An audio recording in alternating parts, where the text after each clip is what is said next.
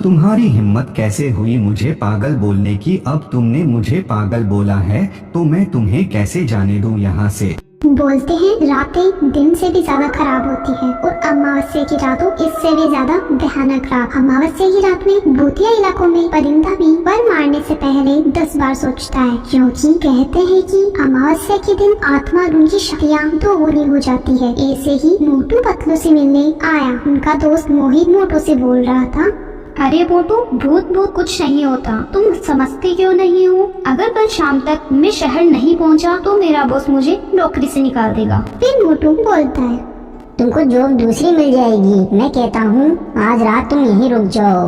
आज रात अमावस है, क्योंकि अमावस के दिन भूत प्रेत अपने शिकार पर निकलते हैं। प्लीज तुम आज रात को यहीं रुक जाओ।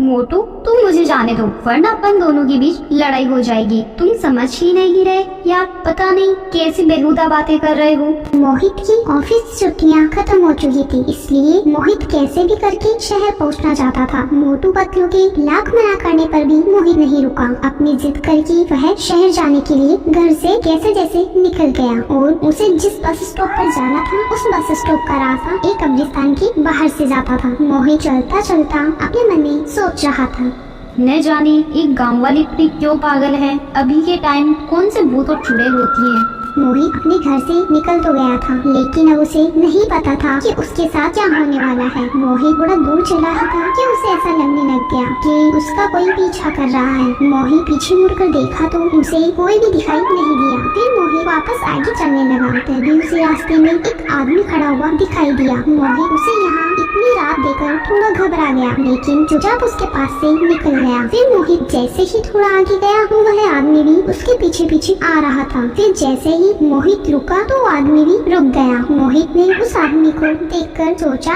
लगता है गांव का कोई पागल है, इसलिए इतनी रात में यहाँ घूम रहा है और मेरा पीछा कर रहा है। यह सोचकर मोहित उस आदमी से बोला, अरे भाई, कौन हो तुम? पागल हो क्या? मेरा पीछा क्यों कर रहे हो? चले जाओ यहाँ से।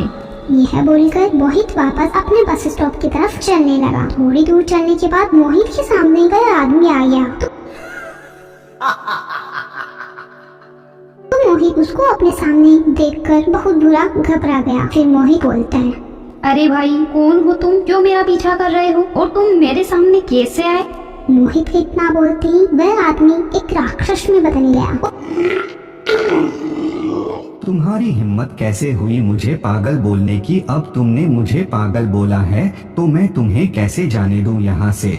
फिर मोहित बोलता है, अरे मुझे माफ कर दो प्लीज, मुझसे गलती हो गई, मैं दोबारा नहीं बोलूंगा, सॉरी।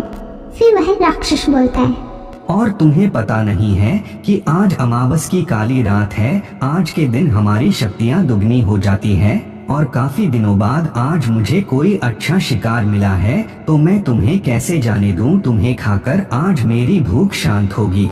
ना बोलकर वह राक्षस मोहित को मार देता है, उसे खाने लगता है। फिर अगले दिन सुबह मोहित की लाश के पास गांव वाले जमा हो जाते हैं और मोटू पतलू एक दूसरे से बोलते हैं, देखो पतलू, मैंने इस मोहित से कहा था कि आज रात तुम मत जाओ, अमावस की रात है, लेकिन देखो इसने आज मेरी बात नहीं सुनी, तो आज ये अपने बीच नहीं